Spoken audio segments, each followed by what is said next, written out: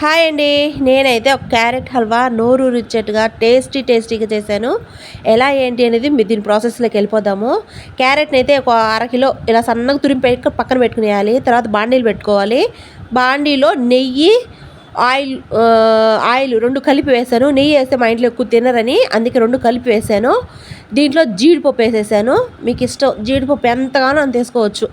నేను కొద్దిగానే వేసాను. ఇంక ఇప్పుడైతే ఏం చేసి పక్కన పెట్టుకునేసి ఏం చేసిన జీడిపప్పును ఒక ప్లేట్లో తీసి పక్కన పెట్టేస్తే మనం తురిమిన క్యారెట్ ఉంటుంది కదండి, ఆ క్యారెట్ని డైరెక్ట్గా ఈ ఆయిల్ నెయ్యి కలిపిన ఉంది కదా దాంట్లోనే బాగా పచ్చివాసన పోయేంత వరకు ఈ క్యారెట్ తురుము అనేది బాగా వేయించుకోవాలి.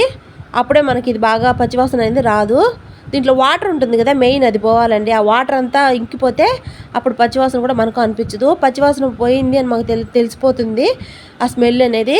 తర్వాత మనం పాలు తీసుకొని ఒక 1/2 లీటర్ ఇలా వేసుకోవాలి. పాలు పోసుకునేసామనుకోండి బాగా మెత్తగా అవి ఇంకిపోయేంత వరకు ఆ పాలల్లోనే ఉడకబెట్టుకోవాలండి ఈ క్యారెట్ని.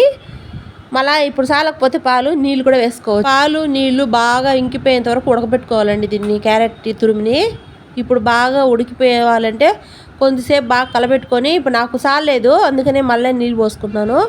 ఇది పాలలోనే ఉడికితే సరిపోదండి. బాగా మనము కొంతమంది కుక్కర్లో చేస్తారు, నేను కుక్కర్లో ఏమి చేయట్లేదు. కొంచెం టైం అయితే పడుతుంది, దీనికి ఓపిక కావాలి. ఓపికగా కొంచెం సేపు ఇలా కలుపుకుంటూ ఉండాలి అప్పుడప్పుడు.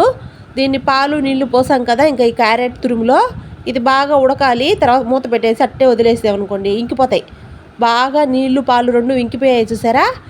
ఆ టైంలో మనం షుగర్ వేసుకొని, దీంట్లో స్పెషల్ ఉందండి ఇప్పుడు.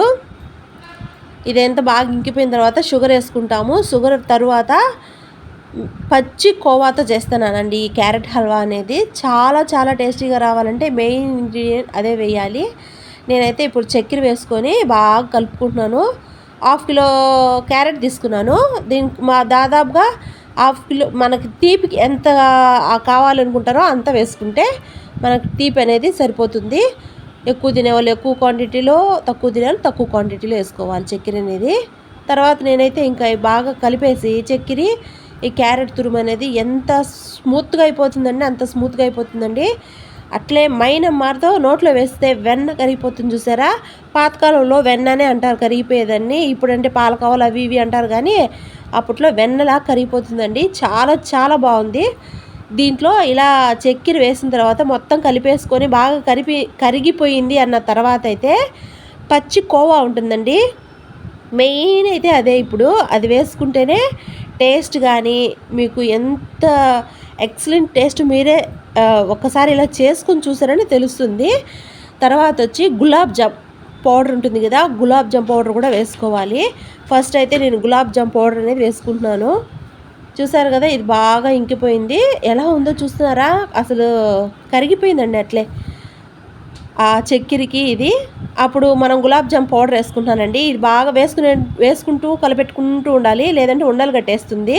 అప్పటికి నేను కలబెడుతూనే ఉన్నాను కానీ ఒక సైడ్ ఉండలు కట్టేస్తుంది. నేనైతే గబ్బా కలబెడుతున్నానండి. ఇప్పుడు ఇంకా గులాబ్ జామ్ పౌడర్ వేసేసుకున్నాం కాబట్టి ఇది మొత్తం బాగా కలుపుకునేయాలి. కలుపుకునే 10 నిమిషాల తర్వాత మన దగ్గర పచ్చికోవా అని చెప్పాను కదా నేను, ఆ పచ్చికోవాని కూడా ఇందులో వేసుకోవాలి. ఇప్పుడు ఇది బాగా కలిపేసాం కదా, అయిపోయిందండి. నాకైతే ఇది కలిపిన తర్వాతనే ఇప్పుడు నేను ఇంకా పచ్చికోవా అనేది తెచ్చుకోమన్నాను, దాన్ని వేస్తాను చూడండి. ఇదేనండి పచ్చికోవా అనేది. ఆ కోవా ఇట్లా డైరెక్ట్గా ఇందులో వేసుకొని సేమ్ ఇలాగా గులాబ్ జామ్ పౌడర్ వేసి కలుపుకున్నాం కదా అలాగా పైనుంచి వేసుకుంటూ అది కలుపుకుంటూ ఉంటే అది ఉండలు కట్టుకుంటా కలుపుకునేయాలి అంతే. చూసారు కదా ఎంత టేస్ట్ ఉంటుందంటే అంత టేస్ట్ అండి. ఇలా చేసుకుంటే పచ్చికోవాతో క్యారెట్ హల్వా అనేది సూపర్గా ఉంటుంది. నాకైతే రెడీ అయిపోయింది. నేను దింపుకునే స్టేజ్ వచ్చేసింది. తర్వాత నేను జీడిపప్పు ఉన్నాయి కదా అవి వేయించి పెట్టుకున్నాను. ఇవంతా బాగా కలుపుకునేసి ఆ జీడిపప్పును కూడా వేసేసుకుంటున్నాను. ఇప్పుడైతే అయిపోయిందండి రెడీ. చూసారు కదా ఎంత పక్కా వచ్చిందో. యాలకల పొడి అండి మెయిన్, యాలకల పొడి కూడా కొద్దిగా చక్కెర వేసి కొట్టాను, అందుకే అంత తెల్లగా కనిపిస్తుంది. కొంచెం యాలకల పొడి వేసాను. తర్వాత ఇది కూడా కలిపేయాలి. దింపుకుంటాము అనే మూమెంట్లో జీడిపప్పు వేసుకొని కొంచెం సేపు చల్లారబెట్టుకొని ఫ్రిడ్జ్లో పెట్టుకొని తింటే ఉంటుందండి. అలా నోట్లో పెట్టుకుంటే వెన్న కరిగిపోయినట్టు కరిగిపోతుంది. అసలు వేసుకున్నామా లేదా అనిపిస్తుంది నోట్లో కూడా, అంత బాగా మైనలా కరిగిపోతుంది. ఇంక నేనైతే అంతా అయిపోయింది కాబట్టి ఇంక వేసుకొని దించేసి చల్లారబెట్టి ఒక బాక్స్లో పెట్టి ఫ్రిడ్జ్లో పెట్టుకొని మార్నింగ్ తినడమే. ఓకే అండి, మీకు ఈ వీడియో ఎలా అనిపించిందో కామెంట్ చేయండి, లైక్ చేయండి, షేర్ చేయండి, సబ్స్క్రైబ్ చేసుకోండి.